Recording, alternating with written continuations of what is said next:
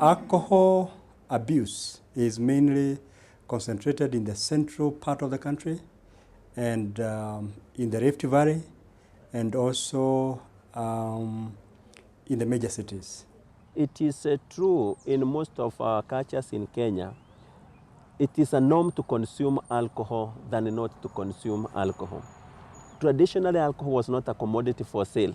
It was consumed during rituals or celebration times. These days, it is commercialized. And therefore, people need only the ability to purchase, and they will buy and consume. Kenyans drink because it was a tradition that was passed down to us from our forefathers.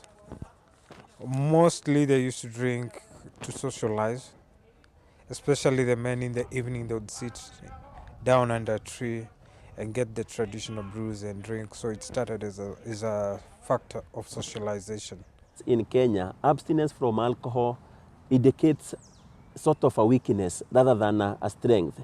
Hence, there is every pressure to consume alcohol, especially among the youth. Is unemployment for the young people because they are very idle.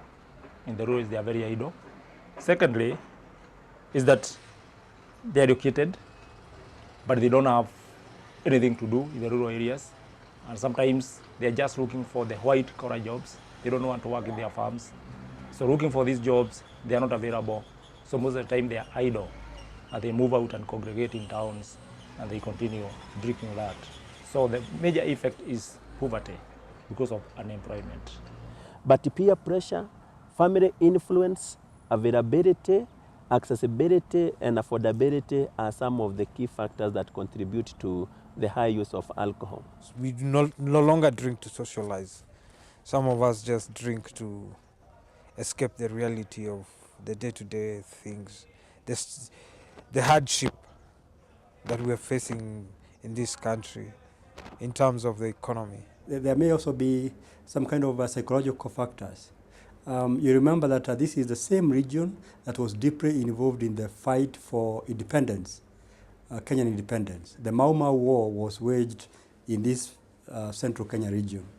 And after independence, there was no effort really to try and rehabilitate these people.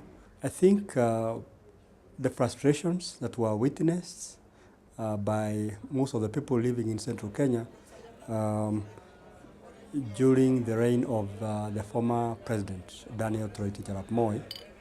And I think the majority of the population in this part of the country, which formed the opposition for the Moi regime throughout his administration, many of those people felt that